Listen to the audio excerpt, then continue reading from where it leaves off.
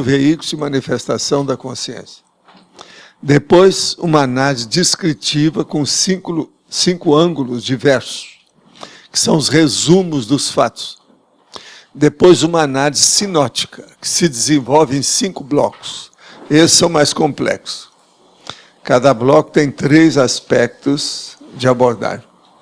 Depois, as relembranças, com 3 relembranças consecutivas, específicas. E depois, 3 fatores preponderantes autocríticos nessa análise do conceito.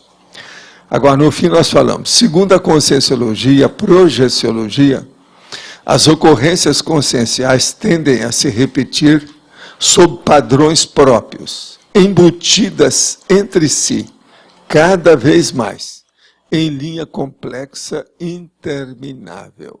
São as ocorrências conscienciais. Como encara você os conceitos da conscienciologia? Qual o nível de relevância dos estudos conscienciológicos para você? Eu quero dizer para vocês que esse verbete é o número 982. Tem 7 páginas, tem 34 logias e tem 6 máximos. Aqui pode ser aumentado princípio, faltam só 2, antagonismo também, que só faltam 2. Agora, ele tem na argumentologia uma série de páginas aí para a pessoa pesquisar. Na verdade, são exatamente 4 páginas e meias de argumento, para a pessoa ver o que é o conceito propriamente dito de conscienciologia. Agora, aqui eu vou responder algumas perguntas que já chegaram. Gostaria de saber se tem algum pré-requisito para quem pretende fazer o curso avançado da TENEPS. Eu fiquei sabendo que esse curso já tinha 30 pessoas inscritas, né? 35? Agora, ele quer saber aqui se tem algum pré-requisito. Sim, tem um, muito sério. A pessoa tem que ser consci. Porque não adianta, né? A consciência não vai adiantar muito, porque não precisa saber disso, que a consciência que trabalha com isso, geralmente é um amparador que é técnico, ele já sabe. Eu não vou dar curso para essa turma. Seria muita pretensão, né? De modo que o problema é o seguinte, é ser consci, homem ou mulher. Penso que pode ser outras coisas também, porque esse negócio de homem e mulher hoje é um pouco furado. Penso que a proposta da dupla evolutiva é factível e inteligente. Porém, como aceitar uma grande decepção relacionada ao parceiro? Tenho tido alto assédio com pensenes de raiva da situação e tenho procurado racionalizar o máximo que posso, mas não está sendo fácil. O que o professor pode me aconselhar? Primeiro, será que a sua dupla é essa mesma? É a primeira pergunta. Segundo, para qualquer união existe hoje uma condição chamada divórcio. O divórcio existe para essas coisas, e isso tem ajudado muita gente. De modo que é uma coisa para se pensar. Agora, você ficar com pensenes de raiva da situação é a pior coisa de tudo. Outra coisa, se for continuar ou se for divorciar, primeira coisa que tem que ser feita aí é eliminar a raiva. Esse negócio não dá certo, ficar dos assediadores, de um lado e do outro e do passado, dessa vida e das outras vidas anteriores. Tudo aparece quando a raiva aparece. Quer arranjar assediador, é a técnica mais fácil que tem na vida para se arranjar. Só ter raiva, ojeriza, ira, ódio. Pronto. Quanto sexo vai durar para que todas as escolas neste orbe lúrico, ou telúrico, é orbe telúrico, produzam o ensino da projeciologia teática? Escuta, nós não pensamos nisso. Eu penso o seguinte, o que é que eu vou fazer hoje à tarde, amanhã, hoje à noite, amanhã de madrugada, amanhã cedo, depois de amanhã? O negócio é comigo agora. Eu não penso nesse processo, num futuro tão distante. A gente fala no futuro distante, por exemplo, o Estado Mundial, a paradireitologia e outras coisas mais, né? Mas agora, pensar quando é que essa turma vai admitir isso? Eu desisti disso quando era rapazinho. A hora que eu vi um camaleão que mudava de cor, eu falei assim, isso aí está difícil. Se ele foi criado para mudar de cor, para encobrir, na própria natureza já tem disfarce. Então, as pessoas que disfarçam, elas estão copiando a natureza. Então, como é que fica isso? O processo da autodefesa evolutiva é terrível. Então, isso vai demorar demais. Outra coisa, a hora que eu faço isso, ó, pronto. Matei uma porção de... Todo dia eu mato bactéria aqui. E eu sou um bactericida. Bactericida. Então, veja, a gente tem que entender, a vida é complexa. Gostaria de saber se o senhor já viu o documentário Zeitgeist disponível no site tal. O que ele acha das informações apresentadas no documentário em relação à religião? O filme aborda as religiões como histórias criadas a partir dos movimentos da Terra. Coloca-se o Sol como figura representativa das personagens religiosas como Buda, Jesus, etc. Escuta, esqueça esse negócio de religião e comece a praticar a TENEPS. Tem um manual chamado Manual da TENEPS. Isso aí pode te ajudar a ficar livre dessas ilusões do processo imaginoso e as fantasias e, vamos dizer assim, todos os arquétipos multimilenar, milênios, tá? Milenar que as religiões trazem para a cabeça da gente. Eu tentei trabalhar com uma para ver se mudava para fazer pesquisa, depois eu desisti. Fiquei lá dentro 10 anos trabalhando para ver se fazia força. Sendo que eu passei lá dentro 28 anos da minha vida. Eu desisti depois. De modo que não perca tempo com isso não. Vá direto aos finalmente. Aproveita essa vida que ela tem mais valor do que as outras. Vamos fazer pesquisa. Olha, usa aquele princípio que está ali. Princípio da descrença. Somente admita as coisas que você vê. Seja São Tomé. Seja uma pessoa que vivencia a realidade. Isso é a melhor coisa que tem. É a única coisa que eu te falo. Eu não vou perder tempo com esse negócio. Raramente eu vejo qualquer coisa de religião, porque tudo que tem, a gente pode te explicar coisa numa situação muito pior do que isso aí. Que eles não fazem pesquisa, então está tudo assentado, tudo é estratificado. O mais é poesia, o mais é fantasia, literatice, não interessa. Sou músico, dou aulas particulares de violão e guitarra. A música contém e desperta muita energia emocional. Ocorre uma ligação entre professor e aluno, do ponto de algumas aulas partirem mais para o lado da terapia. Os alunos desabafam, contam suas mágoas, pedem conselhos. Como não ser afetado por essa energia mantendo o carisma? Como conciliar esse tipo de trabalho com a mental somática? Poderia falar sobre as profissões artísticas? Olha, existe uma série de profissões que são muito positivas, embora ainda sejam inferiores em matéria de racionalidade, de lógica, etc. A arte é sempre um processo subcerebral. Ela decide as coisas todas e ela é oriunda, ela nasce, a gênese dela é no subcérebro abdominal, quer dizer, no umbigo chakra. É um processo emocional. Então, o que você quer? Você está trabalhando com a arte? Faz força, vamos em frente. Agora, tem muito jeito de ajudar as pessoas, porque realmente elas às vezes se libertam com o processo da arte. A arte amenina as pessoas, infantiliza os adultos, coloca a pessoa pensando pequeno. Por quê? Ela foge da racionalidade que exige mais energia. E a pessoa pensa tudo na superfície das situações. Agora, ó, é um processo de fazer assistência. Você pode fazer não só através da arte também, com jeito, talvez você consiga fazer atares. Tenha confiança que os amparadores vão te ajudar.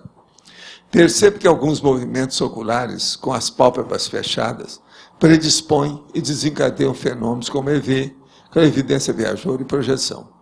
Também no livro Mãos de Luz, vi que espiritualistas utilizam técnica para desfocar a visão, para ver a aura e a energia.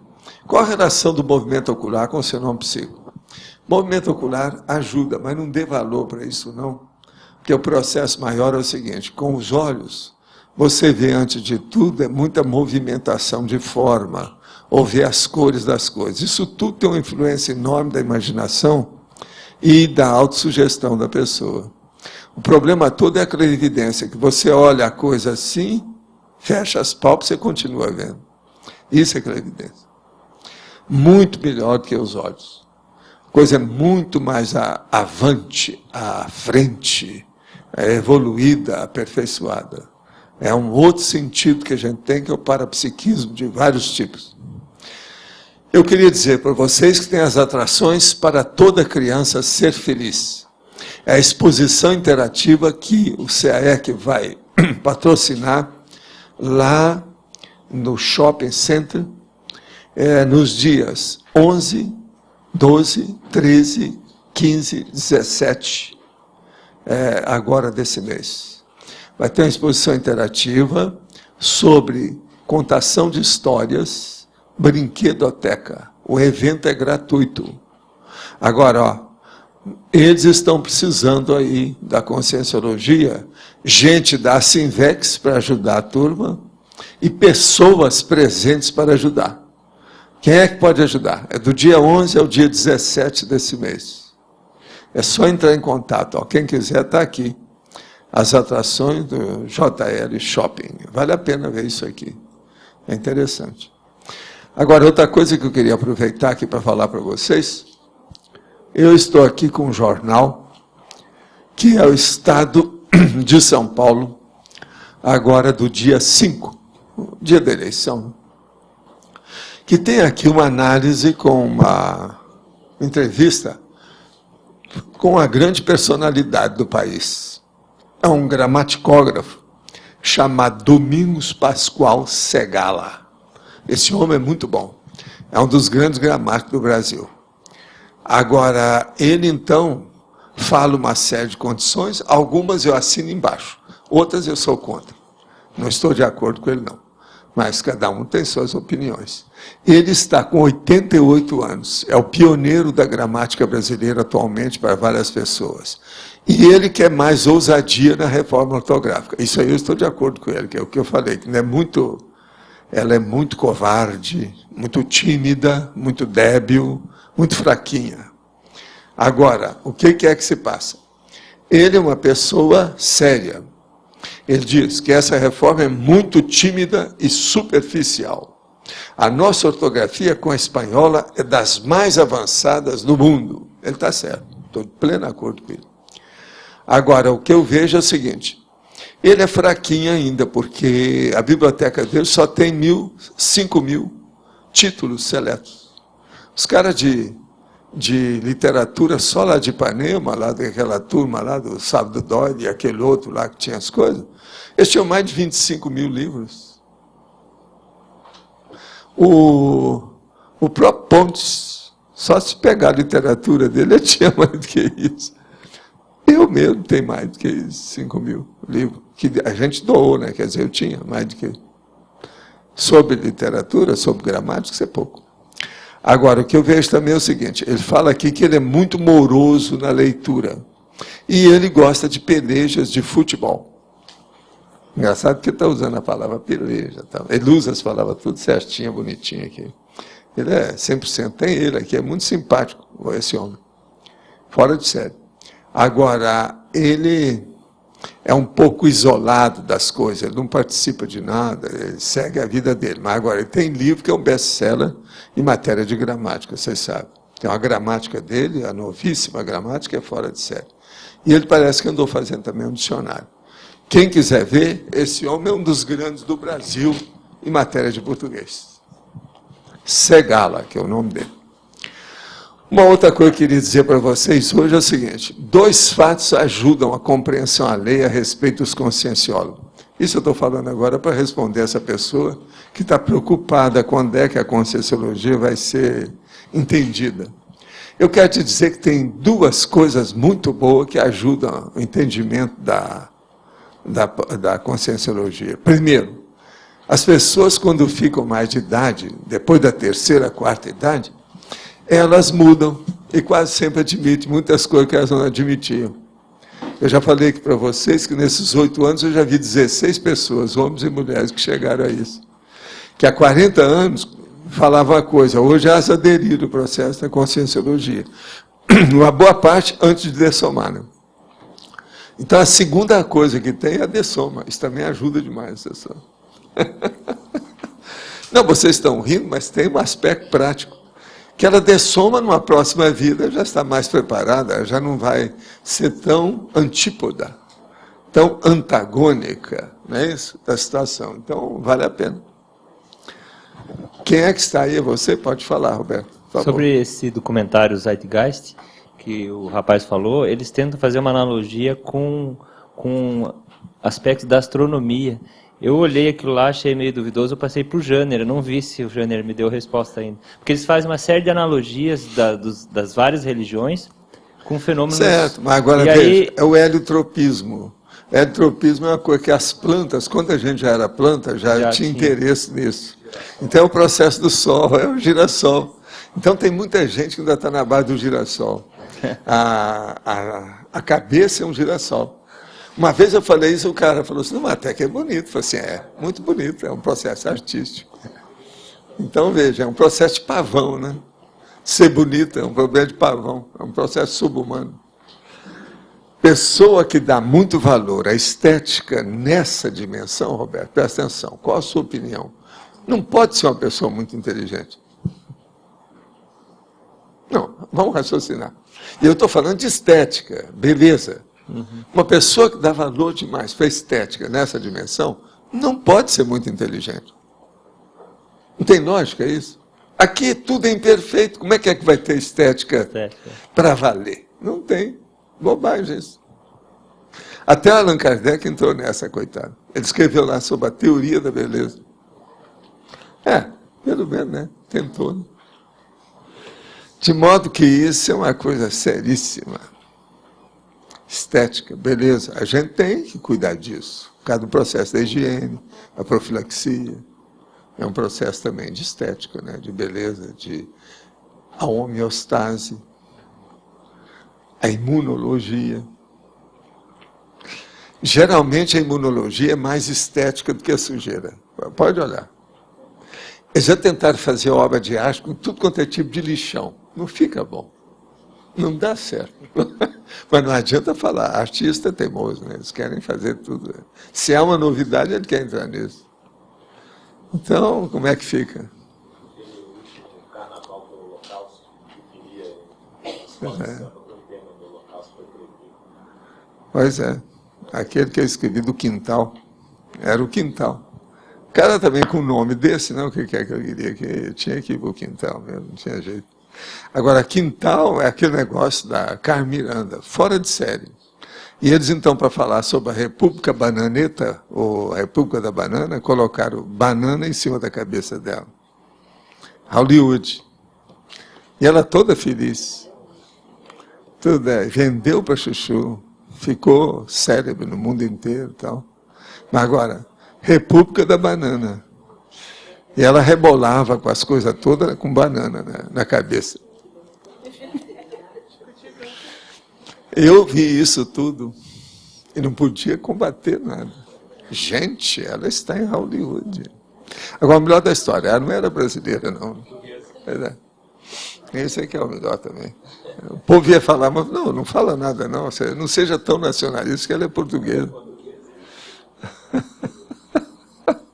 Vida é dura, né? É duro, mas a gente tem que estudar, gente, os fatos. Pesquisar, antes de tudo, os fatos. Agora, quando você puder, entre nos parafatos. Aí a coisa muda de figura. Tudo melhora. Tem alguém que está com aí esse falador aqui, chamado micrófono? Não tem, não? Tem ninguém?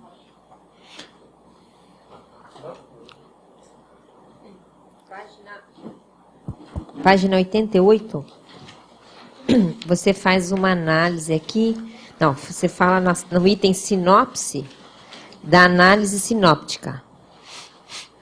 Aí você divide em 5 blocos. Existe uma lógica desses 5 blocos? Como é que você definiu assim, o Mater Pensene? Como é que é isso? O problema é o seguinte, eles têm 3 variáveis, que são fatores, condições e fenômenos, em cada bloco. Perfazendo um total de 15 unidades analíticas inseparáveis ou interdependentes. Mas cada bloco, Valdo, que você estuda tem um tema. Como é que Olha você define bem, isso? Fatores conscienciais, gerais, atributos conscienciais. Não foram considerados veículos conscienciais. Condições. Atributo consciencial essencial, a memória. Não se trata de imaginação ou outro atributo consciencial. Fenômenos.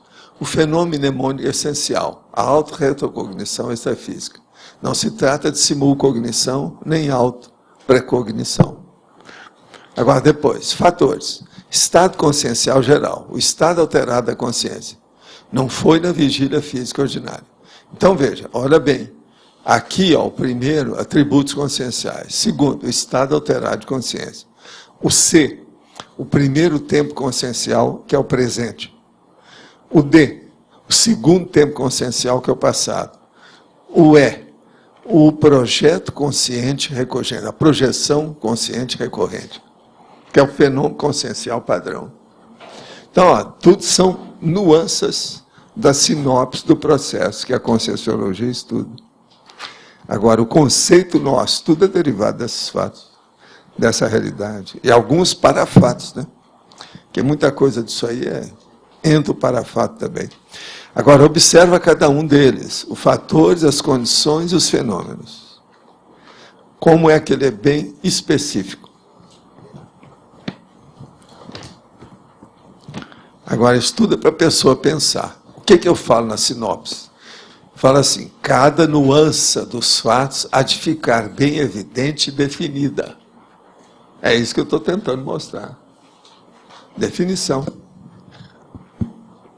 Professor Valdo, ainda dentro dessa pergunta da Mabel, o primeiro item lá no bloco A, fatores, eu não entendi a lógica que o senhor colocou assim, fatores, consciências gerais, atributos conscienciais, não foram considerados os veículos da consciência? Não. Não ficou claro. Não foi considerado. Você tira o veículo, pensa só nos fatores conscienciais gerais atinentes ao atributo consciencial. Eu falo nos atributos aí atrás, eu falo 11 deles, para você ter uma ideia. Ainda não entendi. Olha o conscienciograma, o que é? 10 variáveis, 4 são de evolução, e as outras 6. Tá. Lá no conscienciograma a gente fala isso tudo, realmente. Aqui é uma pergunta. Na revista super interessante, edição de setembro, Inteligência, em um artigo do neurocientista afirmam, com base em experiências laboratoriais, que o homem não tem livre-arbítrio. Constatar que antes da mente tomar a decisão, a região cerebral referente à decisão já havia sido acionada. Concluir que a mente está condicionada ao cérebro. Gostaria que o professor comentasse. Olha, até um certo ponto eles têm razão, mas veja, você tem livre-arbítrio para ir à privada? Você tem livre-arbítrio para comer, por exemplo, seu almoço hoje? E o jantar hoje, você tem ou não tem? Existe o livre-arbítrio. Agora veja, eu já falei aqui, os neurocientistas vão pegar toda a picuinha que eles encontrarem em qualquer pedaço da massa cinzenta e vão achar para ver se dá um impacto na vida humana. Tem que rebolar muito até desexplicar e caminhar para o paracérebro. Durante os próximos anos, nós vamos ter que falar em paracérebro para esse povo aqui sem parar, não tem jeito. Agora, isso tudo é tolice, né? Coisa infantil. Mas, olha, é bom, né? Tudo é muito positivo, porque só de falar em cérebro já é alguma coisa, porque estão falando em mente. Isso vai ajudar, em primeiro lugar, a psicologia. Na página 87, energossoma e psicossoma, o professor comenta que são dois veículos que necessitam de investigações, pois ainda são obscuros em muitos aspectos. Que obscuridade o professor se deparou nas pesquisas que fez sobre o assunto, que ainda são uma incógnitas? Sim. Por exemplo, o macrosoma, por exemplo, né? É aí o paramicrochip e a paragenética, que diz respeito, na maioria das coisas, ao psicossoma. Como é que fica? Depois de ler o trinômio cosmos, consciência e energia na trinomiologia, fiquei pensando, o fluxo do cosmos é energia ou consciência? O fluxo do cosmos é a energia que foi acionada por uma consciência. Quem faz o para-direito? Quem é o grande legislador? Será possível um para-direito homogêneo? Pois sabemos que o direito é relativo, ou seja, modifica-se com a dinâmica da sociedade. Sim. O problema todo é o seguinte: quem é mais evoluído entende mais do para-direito e vivencia mais isso, está certo? De modo que, no meu caso, por exemplo, como é que eu falo lá? Deixa eu falar. Dá licença que eu gosto dele. Considero-me extremamente desautorizado para opinar sobre a extensão e profundidade desse assunto. Mas, Carla, faz favor, você que é do para-direito, dê a sua opinião. Ela está. Afinal de contas, eu sou Rábula, você não, você é advogado. Não, mas eu estou com o senhor, também me considero completamente desautorizada. Estou tentando descobrir. Se alguém tiver alguma dica aí, pode dizer para a gente, porque a própria elencologia no verbete já mostra que tem muita coisa para estudar ainda, e que a gente está muito no entrevisto ainda, no pré-entrevisto, né? Então... no lampejo. Viva o lampejo. Sem ele, a gente não poderia nem pesquisar. Mas já é alguma coisa. Já é alguma coisa. Vamos tirar a casquinha da realidade. Olha lá, o Igor, ele ri porque ele vive tirando casquinha da realidade. O caso todo é esse. Hoje eu estou vendo que nós temos o Jarbas aí atrás, que veio com a barba maior, etc. Estou impressionado com a barba dele ultimamente. Eu, para mim, é porque ele quer predominar sobre o tri parada dura. Então, está deixando crescer a barba. Só pode ser.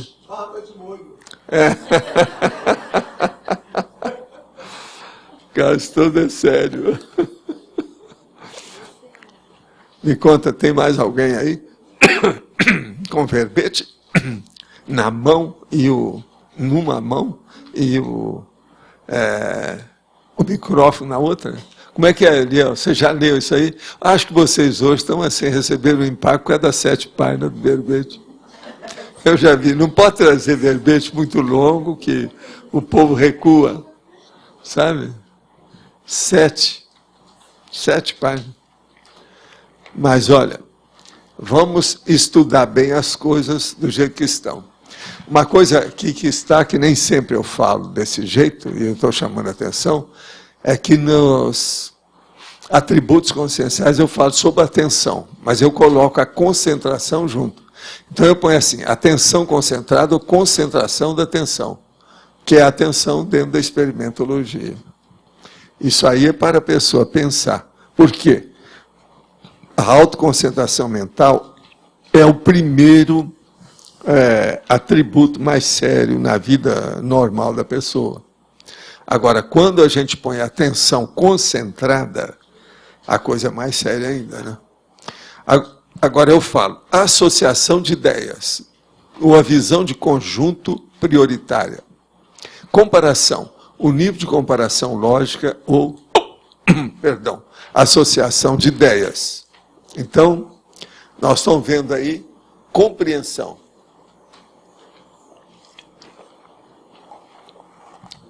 Compreensão, entendimento ou intelecção. Isso é da pensenologia. Imaginação, a imagística. Inteligência, a inteligência ou modalidades de inteligências pessoais. Quer dizer, porque tem várias modalidades de inteligência. Julgamento. Julgamento ou juízo crítico, autocrítico e heterocrítico. Memória. Memória, holomemória ou memórias pessoais. Paraperceptibilidade. As parapercepções da pessoa. Raciocínio, capacidade de raciocínio ou elaboração do pensamento. Razão, razão lógica. Você pode falar assim, qual a diferença entre raciocínio e razão?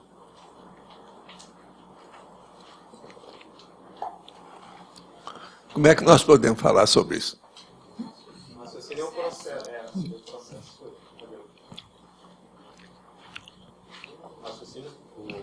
O raciocínio seria o processo de a operação mental. Agora, a razão seria o atributo mesmo. Seria... Parte é mais ou menos isso. A situação é por aí. A razão é o conteúdo, é isso aí. Tem várias acepções. Agora, em certas condições, você pode usar tanto um quanto o outro. Mas a razão seria mais o atributo. Agora, o que é engraçado é que hoje eu comecei a estudar um negócio de raciocínio para fazer um outro verbete sobre o raciocínio. Que eu já trouxe uns processos aí, já tem algum... Não, ainda não trouxe, mas eu já escrevi. Agora eu vou escrever mais um outro, mais sério. Sabe? O que eu vou escrever hoje é raciocínio falho. Boa. Que é uma coisa própria da minha personalidade. Entendeu? A de vocês, não. Vocês têm o raciocínio correto. Agora, essa minha, eu vou falar de esponte sua, que chama isso. Quer dizer, com autoridade moral, autoridade intelectual, autoridade pessoal. Porque eu vou falar do Valdo. Entende? Raciocínio falho. É duro a gente ter o raciocínio correto. Não é fácil, não. Muito difícil, eu acho. Assim, dependendo da circunstância, um que foi um raciocínio pertinente, por determinada circunstância, em outra, por decorrido algum tempo, ele se torna falho. Não, e tudo se torna falho. Mas aí tem uma explicação, que é a verdade relativa de ponta. Você nunca viu uma verdade maior, você está sempre com a verdadezinha. Então, a hora que chega a verdadona, ela toma conta. Então, o problema todo é esse. Por isso que eu falo raciocínio falho. Se uma pessoa chegar aqui e falar que não tem raciocínio falho, a gente desmente ela na hora. Por quê? Devido ao processo da falta de evolução. Ninguém é perfeito, ninguém evoluiu até um nível considerável, assim, que a gente possa falar que seja razoável. Como é que fica? Agora, se chegar ao serenão, a gente vai começar a fazer perguntas diferentes, né? Eu não retiro as perguntas, mas elas vão ficar um pouquinho diferentes. A situação é essa. Mas então o processo de raciocínio falho, a gente tem que estudar isso seriamente. Por exemplo, o raciocínio falho em umas coisas bem assim superficiais. Aquilo que a pessoa escreve e fala assim: o meu livro tem 397 páginas. É um raciocínio falho. Que a abordagem está errada. Não existe livro que termine com um ímpar. Um número de páginas em ímpar. É uma bobagem, mas é um raciocínio falho. Bem superficial.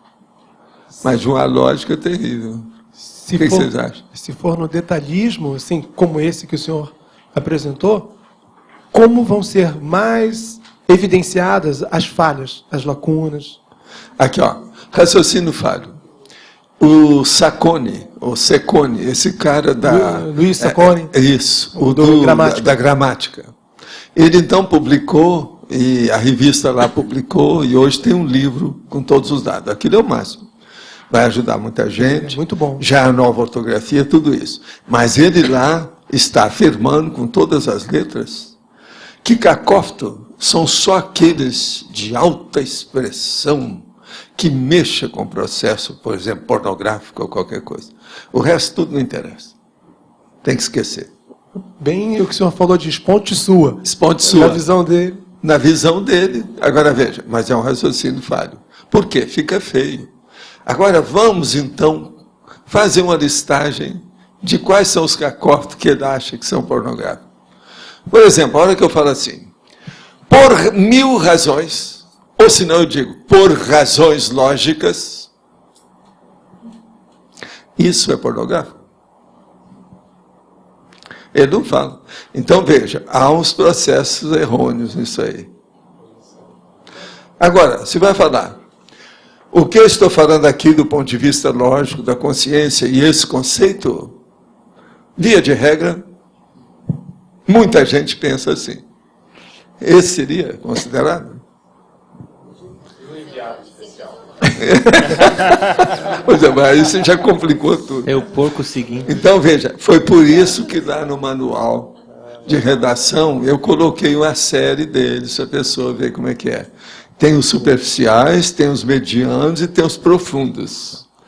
Agora, esses profundos é que eles combatem do ponto de vista da sexualidade, né? Agora, está lá falando, lá nesse que ele publicou no livro.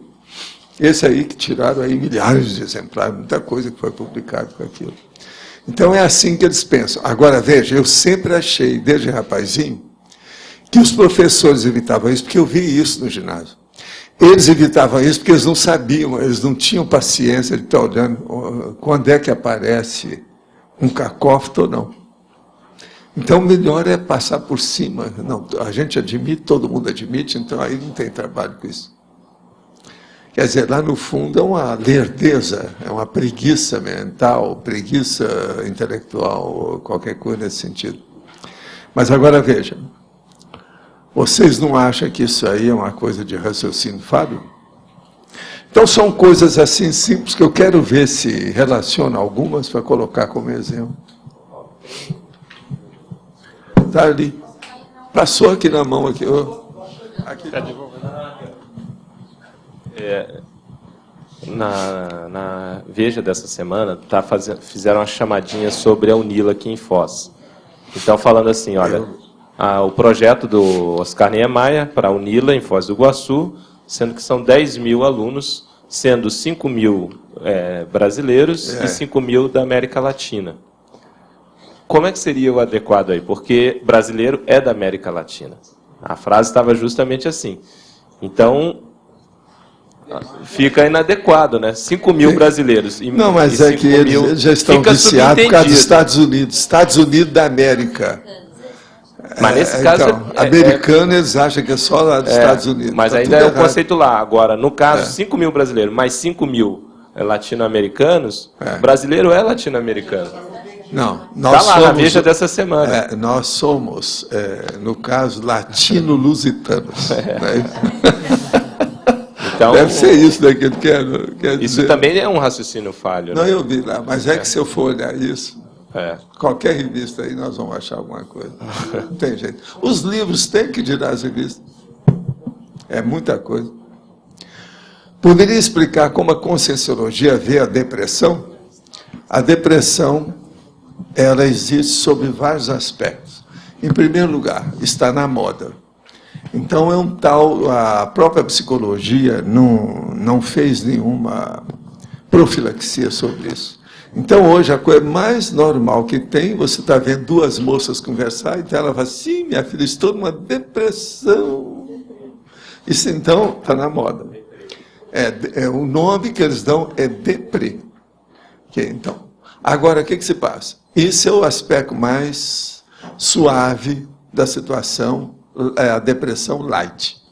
Agora, a depressão heavy, aquela pesadona, é quando a pessoa, por exemplo, passa aí 2, 3 semanas fechada em algum lugar, não quer saber nem de luz, nem de ninguém, você não pode nem tocar nela, ela não quer saber daquilo. Aí ela já tem um autoassédio violento, que já levou para um heteroassédio também violento. Os casos de depressões, às vezes, são das coisas, quando ele é assim pesado, cria o ambiente, o holopensene, dos mais pesados que tem, devido ao processo de assédio. Ali a pessoa é capaz de tudo.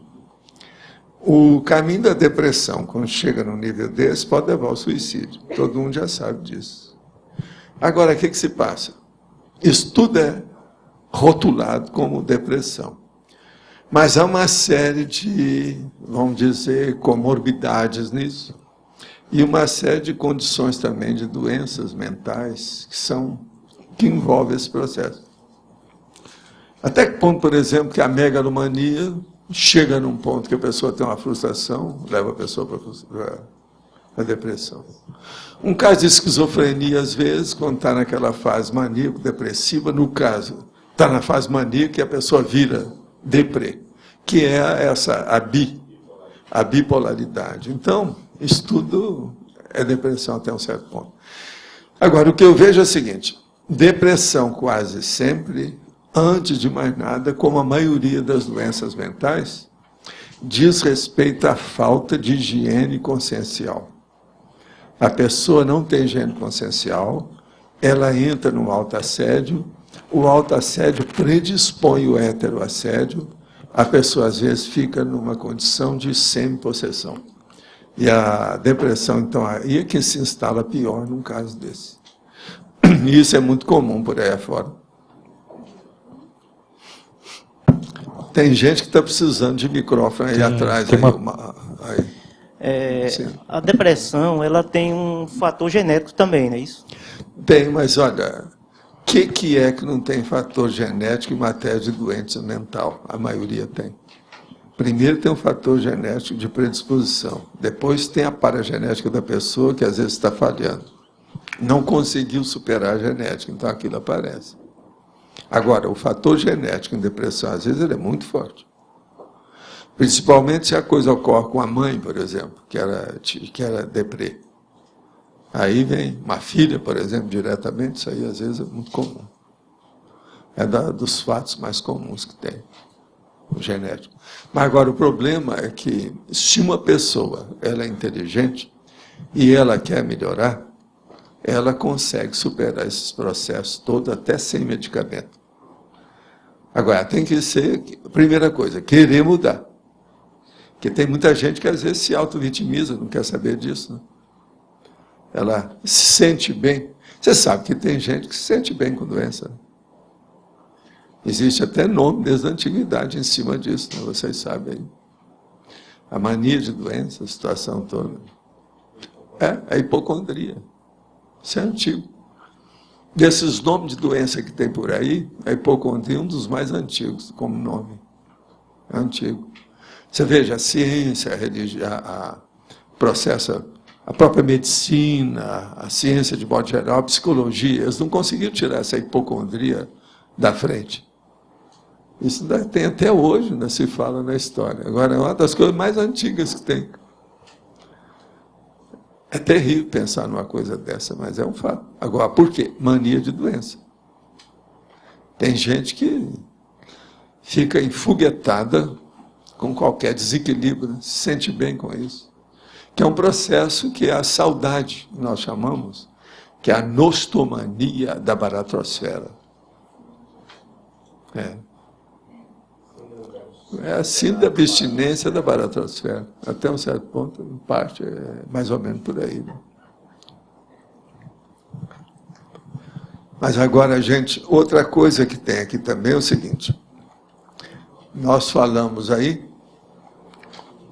sobre as questões, por exemplo, dos 5 ângulos diversos da análise descritiva dos fatos que dizem respeito aos conceitos da conscienciologia. Então, eu falo em 5 ângulos.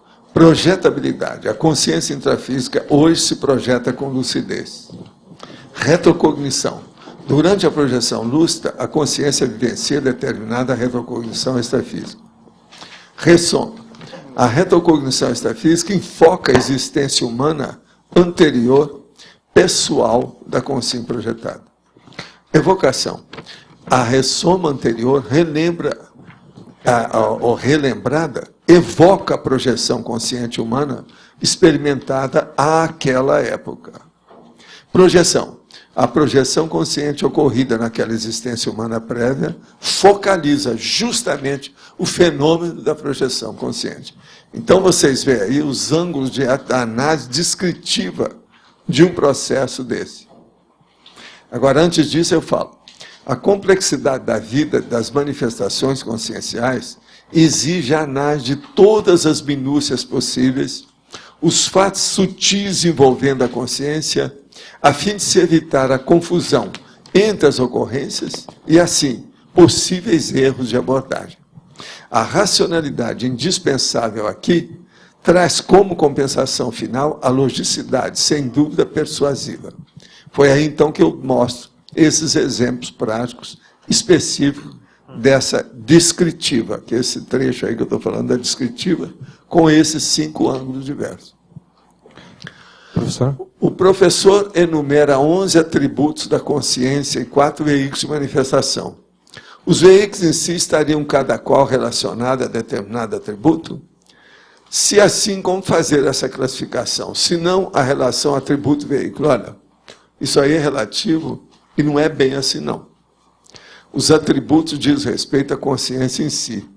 E os veículos diz respeito a manifestações da pessoa, como ela está se manifestando. Agora eu digo para você, Na hora que uma consciência está se manifestando através do mental soma, isolado, sozinho, ela tem, às vezes, muito mais atributo que esses 11 que eu estou falando, que a gente nem sabe, que é o que acontece, por exemplo, com a consciência livre, o que deve acontecer já com o serenão. Então, o problema não tem correspondência com o processo de soma, não. Uma ou outra até, lógico que tem, mas não é bem assim. Principalmente do ponto de vista, por exemplo, das sensações do corpo, isso aí é um problema do soma.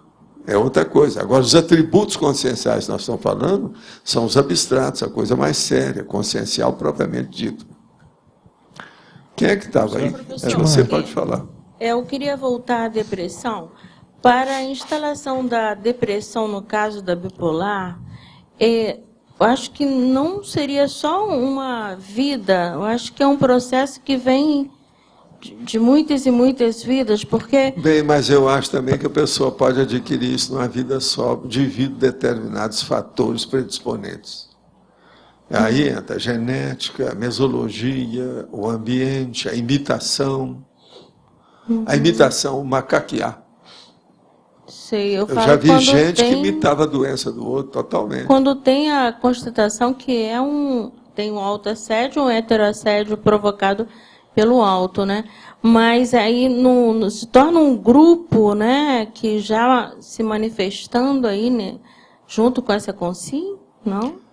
Quase sempre tem, né? Porque a mesologia e o problema do grupo evolutivo, isso influi em tudo, né? Mas o que eu quero dizer é o seguinte: uma pessoa, por exemplo, ela não teve depressão na vida anterior. Pelo contrário, ela era um cérbero, era uma carrasca.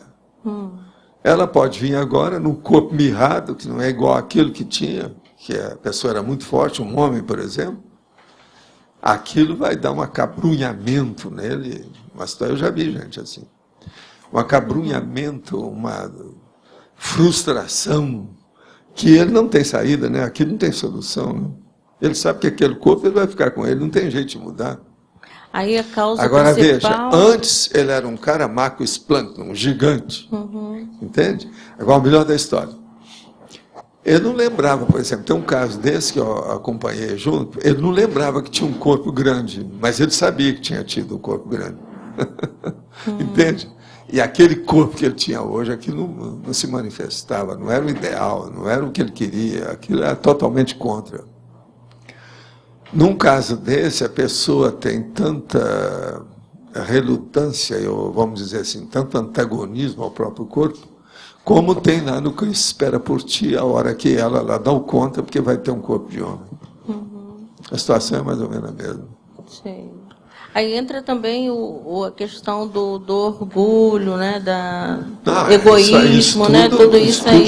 Tudo que eu estou falando aqui é derivado do egoísmo e do orgulho. Tudo isso é filho dessa condição. Mas agora, isso às vezes, em certos casos, é mais exaltado que outros, né? Tudo é para se estudar, né? É sério. Tá, professor, obrigado. uma questão aqui. Você apareceu, né? Você está um pouco sumido, sabe? Estava viajando, professor. Retornei aí, fiquei quase 10 dias fora, estava viajando. Ele foi voltar. Não, eu cheguei até tempo de voltar, viajei de novo e voltei de novo. Já estamos aí. Você está vendo como é que eu sinto falta dos meus alunos, aí, os faladores? Mas a gente está aí hoje com questões aí, professor. Então... para não matar saudades, então a gente vai trazer uma questão. Né? Tá bom. Professor, na página 86, lá em Métodos, o professor está discutindo ali sobre a dificuldade natural da ciência com Conscienciologia, né? E aí tenho duas perguntas sobre isso. A primeira é sobre a questão da refutação. A ciência é nova e muitas ideias são novas. A gente não encontra algumas coisas escritas no passado. Então, vamos pegar o exemplo do paramicrochip, né?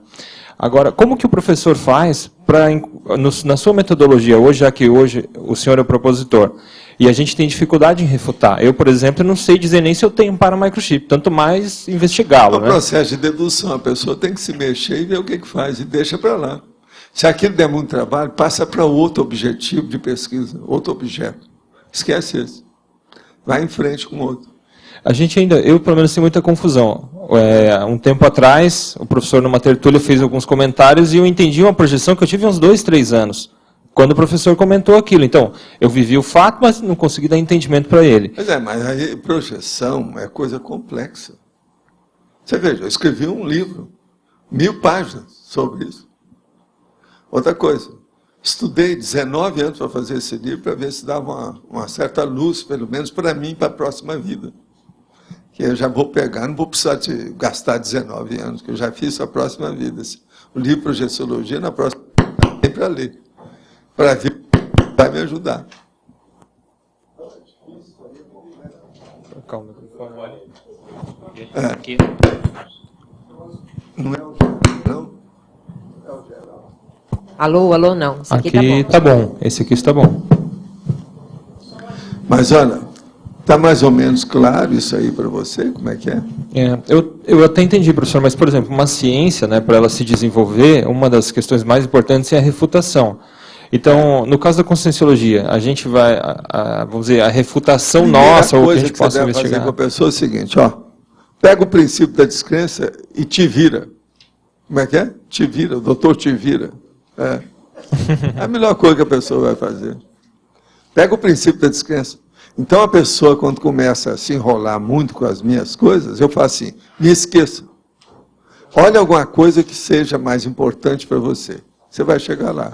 Tá. Porque tudo é pesquisa, é muita coisa para a gente pesquisar, não é só a gente, não é só a conscienciologia. Uhum. Agora, se a pessoa começar a pesquisar, querendo dar prioridade, ela vai bater na conscienciologia hoje ou amanhã, aqui ou acolá, de algum modo. Alguma coisa vai acontecer com ela, porque é o estudo dela mesma. Como é que a pessoa vai fugir de estudar a si própria? Não, eu queria falar o seguinte, dentro dessa pergunta, a gente tem a questão da autoexperimentação. Então, a conscienciologia, ela fornece técnicas... O princípio da descrença. O princípio da descrença. Se a pessoa vivencia aquela técnica, é uma forma de comprovação. Na psicologia, tinha-se o método da introspecção. Então, se estudava memória, pensamento, o próprio pesquisador analisando no início da psicologia. Depois, eles descartaram isso. É a experimentação. Então, a conscienciologia permite isso. Quer sair do corpo? Tem técnica. Agora, a pessoa tem que fazer um esforço. É igual sonho. Não existe uma máquina que mostre o sonho. Mas as pessoas admitem o sonho. Por quê? Porque vivenciam. Na definologia, não seria correto acrescentar multiexistência?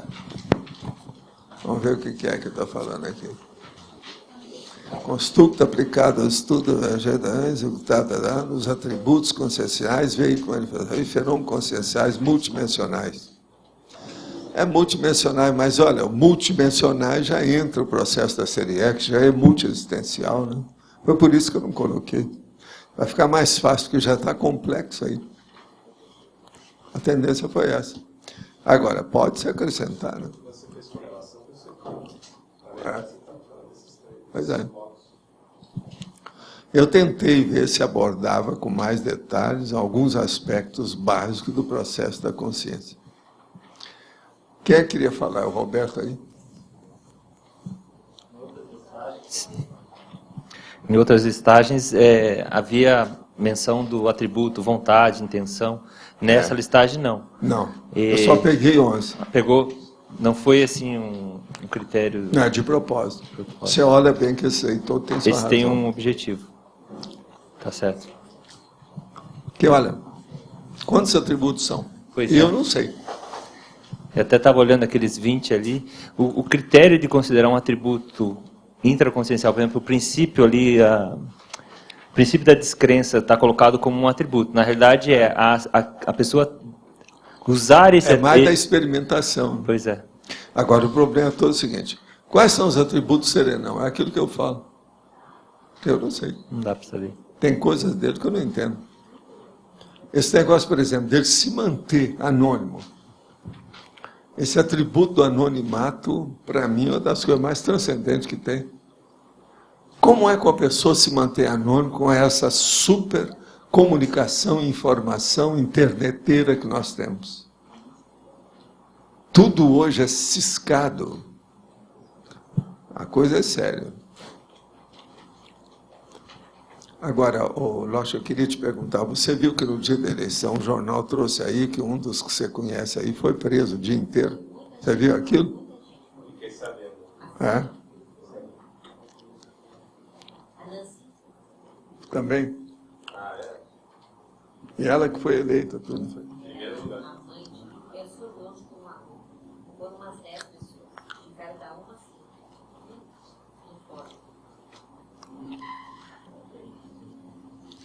Quer dizer que a polícia para a eleição está boa aqui na área. A sério. Agora, porque eles estavam distribuindo santinho, é isso? Não, teve problema que não era só santinho, não. Não. Tinha gente trabalhando sem um nome no fórum, não sei onde é que tem que colocar o nome de quem trabalha. E essa pessoa estava lá e quando eles fizeram a avaliação, não acharam o nome dela no papel, então não fizeram lá. Foi só santinho. Caso aí quase ficava jogando pelo carro. Ah, é? Pelo que me falaram. Aonde eu fui votar, tinha santinho na rua, por tudo quanto é lado. Igual nas outras eleições. Na rua. Então você fica pisando na cara dos caras. Eles estavam cuspindo lá em cima do santinho no chão. Pode falar. Professor Valdo, queria tirar a seguinte dúvida. No caso do senhor, já teve retrocognição do curso intermissivo? E daí? Não. Sim. Sim. Beleza. Bom, então, aí. A questão é o seguinte, porque o que acontece? Quando o senhor colocou no domingo... Está parecendo os caras de filme americano. Sim, senhor! Não é assim? Sim, senhor! Então, o que acontece? No domingo, quando eu coloquei, você falou assim, ó, é melhor como com CX do que com SIM. A sua lucidez é maior, seu contexto é maior. A questão é, qual é o caminho para a gente ter esse tipo de retrocognição? Porque se eu tive no curso intermissivo, isso também na outra memória minha. É minha, eu não consigo acessar. Por quê? Você consegue, todo mundo acessa. Agora, a primeira coisa, acessa mais ou menos, de uma maneira confusa. A pessoa não sabe interpretar aquilo. Para fazer isso, tem que deslindar, tem que fazer a separação, tem que fazer discernimento, fazer a distinção, enfim, fazer o corte, a dissecção das condições da consciência. A maioria do parapsiquismo, a situação é difícil porque as pessoas não fazem dissecção daquilo que elas passam, das condições intraconscienciais dela. Você veja, eu escrevi aquele processo sobre a intraconscienciologia.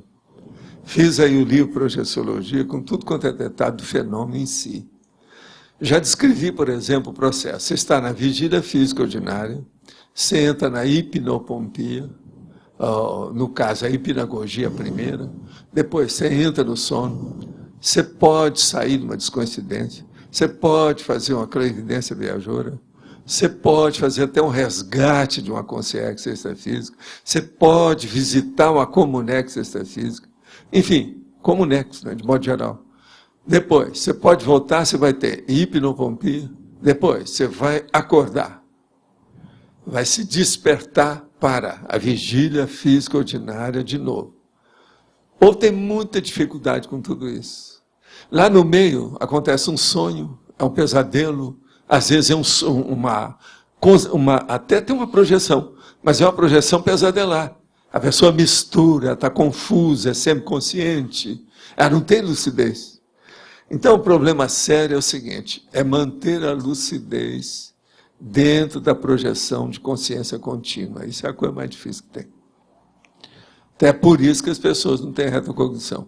Quando a pessoa começa a ver a decolagem consciente, a coisa começa a mudar. Ela, quando tem essa decolagem consciente, ela vai ter uma série de experiências, até chegar num ponto que ela vai e volta sem perder a consciência a hora nenhuma. Aí, quando ela está fora do corpo, ela vai começar a ter retrocognição, sim. Todo mundo vai ter. Cedo ou tarde, ou nessa vida, nesse corpo, ou no outro corpo, ou no próximo, no futuro imediato, todo mundo vai passar por isso. Professor, pode acontecer na retrocognição de curso intermissiva, a pessoa ter por exemplo, não era homem, era mulher, ou não era mulher, era homem? Lembra de tudo isso, e a coisa mais séria que tem é você ver quanto mais no passado você vai, menor é o mundo e menor é a sua consciencialidade. Dá uma pena de você danado. Então você vai ver como é que a gente era bicho. Tá, mas no caso do A curso... gente não lembra da condição de bicho, mas você nota direitinho que a sua condição era de bicho, é de animal mesmo. Tá, mas por exemplo assim, quando o senhor teve a rememoração do curso intermissivo, o senhor consegue ver o gap entre o que o senhor é lá e o que o senhor é aqui? Muita coisa não, porque eu vejo, é o pontual, é aquilo que eu estou tentando estudar, aquilo que eu estou tentando pesquisar, e eu vejo o que é. Não, como é que foi no curso intermissivo esse tema, esse problema? Como é que eu posso traduzir isso aqui? Tá. É o que eu estou tentando fazer. Todo o processo da enciclopédia é baseado nisso. Agora, ó, todos os livros que eu escrevi foi para chegar para escrever a enciclopédia. Sim. Então, o caminho todo é esse, a coisa é mais embaixo, é mais complexa. A sofisticação dos fatos é terrível. Agora, eu só quero te lembrar uma coisa, Liel, terrível, só para a gente pensar.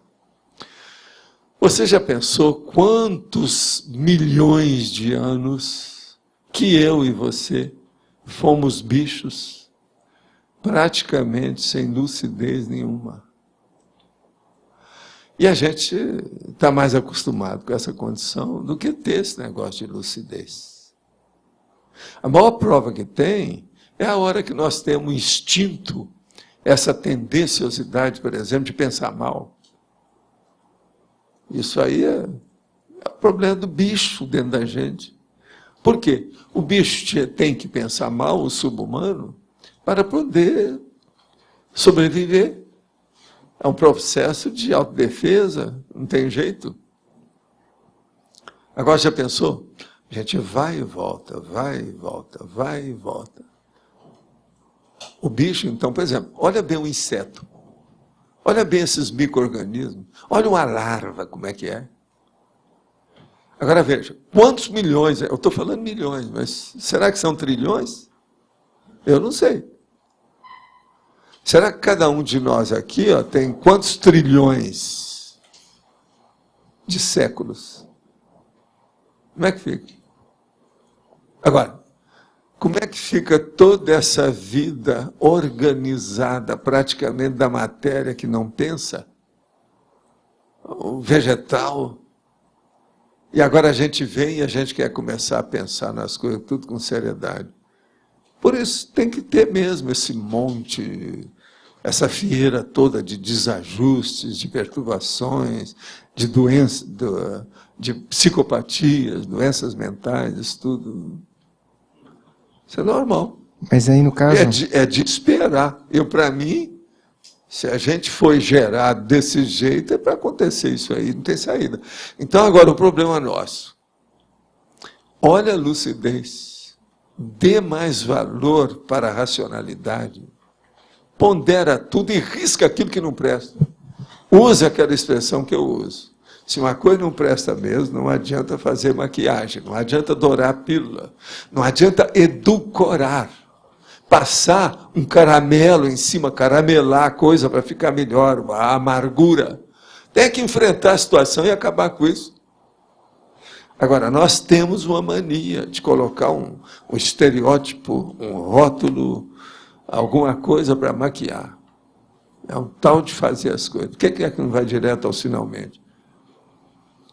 Então é isso, faz força nesse sentido que você vai alcançar a lucidez fora do corpo mais depressa. E outra coisa, quando você quer sair do corpo, esqueça a matéria, esqueça seu corpo, esqueça a emoção, esqueça o bicho. Pense com racionalidade. Tem uma pessoa, uma vez, que estava com muita dificuldade com isso. Mais de 8 vezes ela foi atrás de mim, sempre com o mesmo problema, porque ela não conseguia. Eu explicava a coisa, não adiantava nada. Então eu virei para ela e falei assim, vem cá, vamos pensar uma coisa. Esqueça quem você é. E você agora vai ser o cara que vai construir uma consciência. Pensa nisso. Uma consciência igual a você, igual eu. Nós somos criados simples e ignorantes. Então você pensa que você vai criar uma consciência simples e ignorante. Se você criar uma consciência simples e ignorante, acabou. Você não pode ter mais parti-pris, você não pode ter mais partido, você não pode ser mais sectário, você não pode ser mais faccioso. Você está criando uma consciência para a evolução. Ela não te ofendeu porque é você que está criando. Você não deve nada a ela porque a criação é você que está fazendo. Não há desculpa, justificativa, escusa para nenhum processo emocional. Você vai só raciocinar com equilíbrio. Como é que você vai fazer isso? Agora, depois que você fizer pensar bastante, chegar a alguma conclusão, pense que você é isso. E pense da agora para frente que você foi criado daquele jeito. Você estava querendo criar outro. A partir desse dia, a pessoa começou a fazer TENEF no outro mês. Entende? Ela caiu em si. Agora, veja, era muita emoção, é muita ojeriza, é muito contra disso e aquilo. Isso tem que acabar. Com qualquer processo emocional mais forte, ninguém chega a ter projeção de consciência contínua. O negócio tem que ser na base mesmo do equilíbrio, da racionalidade, da lógica. Mas assim, o estudar o autodiscernimento mais profundamente seria um caminho? Estudo é o estudo do autodiscernimento. Tudo é. O que é o autodiscernimento? É você distinguir aquilo que serve daquilo que não é prioritário. De modo geral, tudo é isso. O que está na evolução lá na frente e o que é que está ultrapassado, que não interessa mais, é anacrônico, é fóssil. Então o problema é o seguinte, esqueça a passadologia, que é a história, e pensa no presente, a presentologia, que é isso aqui agora, a coisa nossa, o presente, o hoje. Isso aqui é. Entendi. É a saída. O Segala está falando aí que ele é favorável, que tira o H, todos os Hs que tem nessa palavra. Então, a palavra hoje, para ele, devia de ser um H, O-J-E. Quer dizer, essa aí nem eu não pedi, que vai criar uma confusão danada no povo. Agora, por exemplo, ele não fala nada lá na entrevista sobre o hífen. Esses hífens que eu já corto. Não. Falou nada. Marconi, vamos em frente. Professor, quanto menos evoluída a consciência, menos tempos ela passa aqui, né, e mais vezes ela vem. Esse raciocínio está correto? Olha aqui. Quanto mais evoluída a consciência, menos ela vem. Não, eu estou falando o inverso. Quanto menos evoluída, mais vezes ela vem? Não, porque às vezes ela fica na baratrosfera. Agora, o que eu quero dizer é o seguinte, quando tem lucidez, a tendência da pessoa é diminuir cada vez mais o tempo que ela passa aqui. E quando ela vem é só para aproveitar as coisas. Por exemplo, esse reurbanizador trabalhou quase 900 anos para fazer uma vida de 33 anos, 32 anos mais ou menos. Entende? Então, você tem que pensar por aí. O resto é bobagem, né? Nós temos que pensar para a realidade daquilo que ocorre mesmo mais com a gente. Outra coisa, essa questão da projeção de consciência contínua. Eu tive uma só. E pensei que isso, né, fosse se tornar mais, assim, uma certa frequência, não sei. Mas eu tive uma mais claríssima. Mas não pode, porque senão você joga fora essa vida aqui. Você vai ficar totalmente alienado. Isso é negativo. Só foi uma. Ele falou ali, né? Daqui a pouco ele chora ali. Daqui a pouco te dá nesse papel para ele. Olha a cara dele que ele fez para falar isso. Escuta, Marconi, deixa eu explicar. Eu vou te falar agora uma posição dessa, mas o contrário. Eu estudei muito o processo da projeção de consciência contínua, que eu chamo de PCC, que parece esse troço aí dos criminosos. Projeção de consciência contínua, durante muitos anos. Agora, eu já falava em PCC antes do PCC, tá certo? Eu cheguei primeiro. Agora, então, vamos entender só uma coisa. Eu fiz uma força danada e quis saber o nível que eu poderia alcançar. Aí, depois de trabalhar muito, me dedicar àquilo, parei com as outras pesquisas, tudo, me sintonizei, foquei só isso uma temporada, eu consegui passar 2 dias, 48 horas, sem perder a lucidez, e sem precisar de bocejar. Meu corpo dormia, eu mantinha a consciência o tempo todo e tornava a voltar. Agora, eu conseguia dormir mais ou menos 5, 6 horas num dia e no outro. E não fiquei cansado, não tive nada. Entende? Agora, o que se passa? Quando eu estava com a consciência fora do corpo, eu procurava volitar para aumentar a minha potencialidade em matéria de energia. Com a volitação, você aguenta mais. Eu vinha para o corpo por cima, porque eu estava potencializado. Agora, a hora que eu fiz isso, 2 dias, eu falei assim, não, se eu parar com uma série de compromissos que eu tenho e me dedicar só ao problema da consciência contínua, eu consigo ficar, até muito mais do que isso. Então, conclusão, aí é o contrário da sua.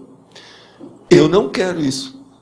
Porque senão eu vou ficar alienado, vou deixar todas as minhas obrigações, deveres, ou aquilo que eu acho que são meus objetivos, na minha proex, eu vou jogar tudo por água abaixo.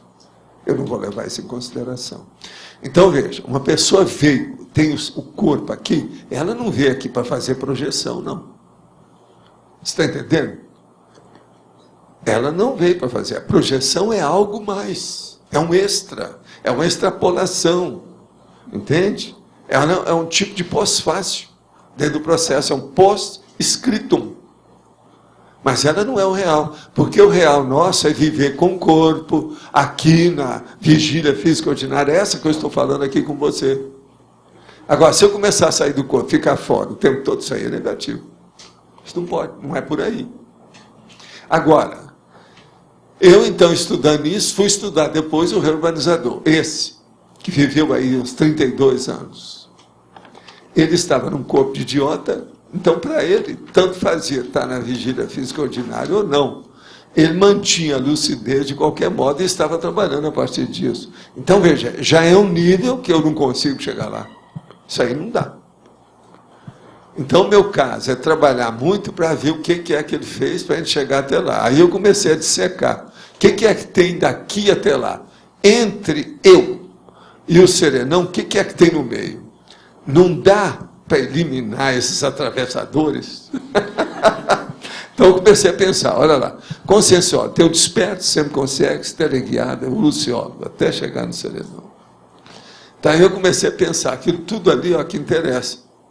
Agora, a projeção começa lá, ó, já no tenepsista. Aquilo ali já tem. O projetor consciente vem logo em seguida lá, 06. Mas é para a pessoa saber o que é que se passa. Mas nós não podemos ser projetores profissionais, tempo integral. Você está entendendo? Não dá. Isso nós estaríamos julgando a nossa vida humana fora. Mas agora, o que é importante é você saber que isso tudo é possível, está na mão da gente. Mas não é o prioritário. Uma coisa, há um antagonismo enorme entre a probabilidade e a prioridade. Pensa nisso. Probabilidade, a possibilidade é uma coisa. Agora, a prioridade é outra muito mais séria. E a prioridade é o que manda, no caso. Você entendeu, né, a diferença? Eu me coloquei na posição... No início eu pensava igual a você. No fim da história, depois de muitos anos de pesquisa, eu penso desse jeito que eu estou falando, que é antípoda isso aí, é outro extremo, outra condição. Vê se tem lógica isso para você, se faz sentido. Aqui.